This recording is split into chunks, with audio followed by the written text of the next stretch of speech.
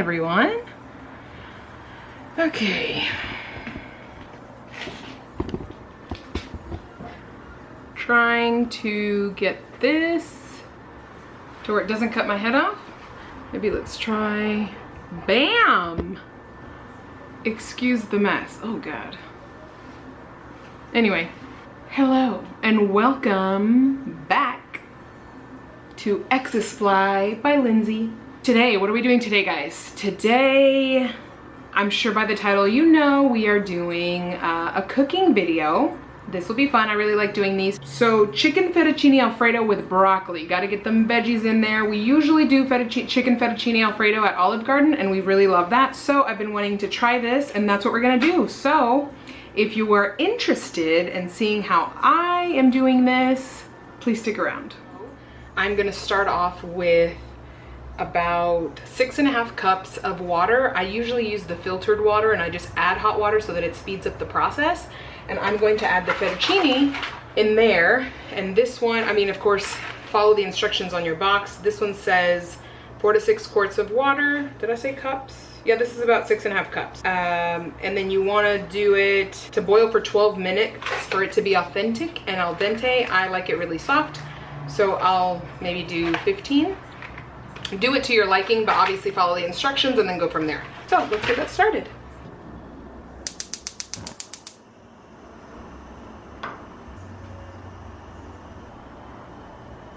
First thing I do, guys, when doing pasta is add some salt. Just a good amount. Now keep in mind, this is the first time that I am making chicken fettuccine Alfredo, so we will see how it turns out. I'm gonna leave this at the highest heat possible and we'll come back to that. Here we are going to, I'm gonna put it at a 4, which I think is medium, and I'm gonna melt 1 stick of butter while I wait for the water to boil. I'm going to crank it up to the highest setting just to get it to melt faster, and use my wooden spoon to melt it in the pan and to mix it. The one thing I forgot to include in that picture was garlic, and that's what we're gonna do. Depends on how much you like garlic as far as how much you're going to add. I'm gonna do about 3 well, I don't have that much. Just use what you have.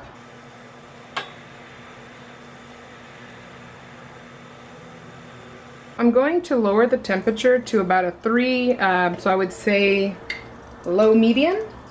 And again, I just use this that's already minced. Let's say there's 1. And probably 2. These are not quite tablespoons, so again, use what you like if you like garlic. So you want to lower, I'm going to lower it all the way to low because you don't want to burn the garlic. You want to cook it for about 2 minutes. I already see them kind of browning. Can you guys see that? They already look, see that little piece right there? Yep. So we want to make sure that we don't burn them. Keep mixing. And at this point I have it at very low temp.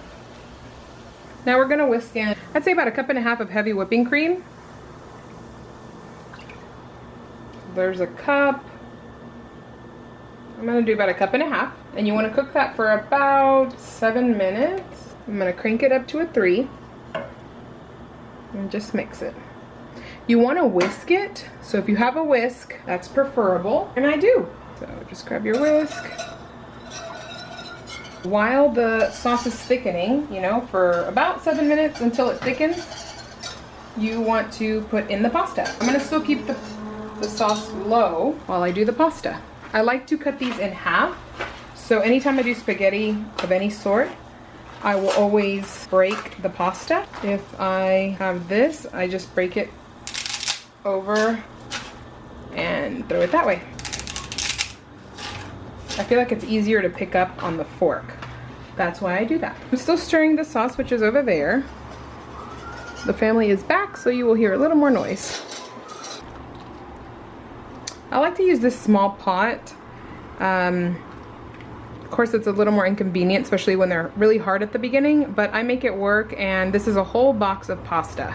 So right now I have the sauce at about a 2 just because I'm so afraid of it burning. And this is sort of, as it thickens, I'm assuming, it's just a little thicker than it was at the beginning. So I've been whisking it the whole time. Remember to always mix the pasta, because in my case I've seen it where I don't mix it and then they get stuck together like this little bunch. And then they almost taste gummy. So I have to be doing both, mixing while I also mix the sauce. So I just try to break them apart. There's Landon living her best life. Break them apart as best as I can. There you go. So now I'm gonna add about 1.5 cups of Parmesan cheese. This was a little more expensive because it's like the real kind, not the powder kind. So I'm just gonna use that measuring cup I did for the heavy cream. I'm gonna do, that was for 1 cup. That's what that looks like.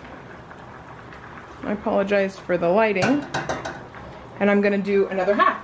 Cheese, you can never do too much, so I'm gonna be generous with that half. And you wanna whisk it in. And you wanna do, I just do this pepper. You can do any pepper. About a teaspoon. I like to get in there and give it a good shake and keep stirring. I'm gonna go ahead and add, so after 2 minutes, once you've put the Parmesan cheese and the pepper, you turn it off. So I moved it to the back to let it rest. See that? I don't know if I did it right because it looks like it's separated or something. But we'll try the flavor. And I'm gonna add the chicken to this. It's that chicken. I'm just checking that there's no bone, because even when we buy the rotisserie chicken and we piece it apart, sometimes there is bone in there. So I'm just kind of sprinkling the chicken. I'm not gonna do the whole amount. Just trying it out here. So I'm sure that this will warm up the chicken.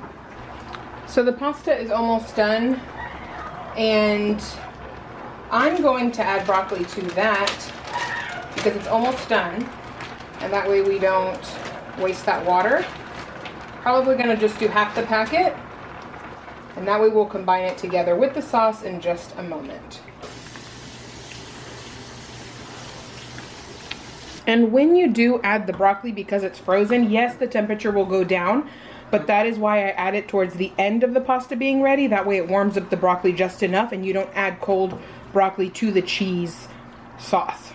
I'm gonna mix the two. See how this looks separated right here? I think it's, I needed to walk away to check on the kids. That might have happened. So now my husband just tasted it and he says he likes the flavor. He can't stop eating it. So flavor's there. The aesthetic might not be. The look may not be as appealing, but flavor's important. So now I'm just gonna pour. I'm gonna probably do half of this. Let's see how that goes. You don't want to overwhelm it with pasta because then it makes it dry.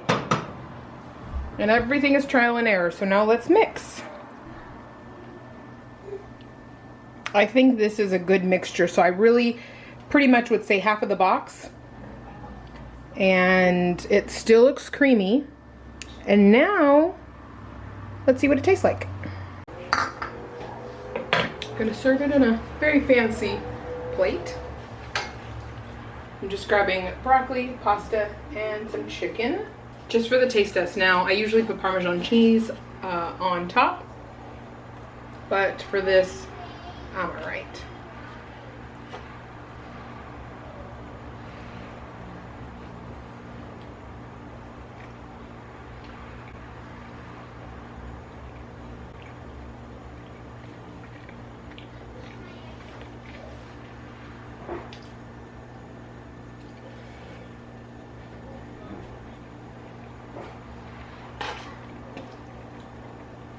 I would say success. We'll see what other video I can look up and see if I can follow along and if mine turns out the same way. So until next time, thank you so much for being here.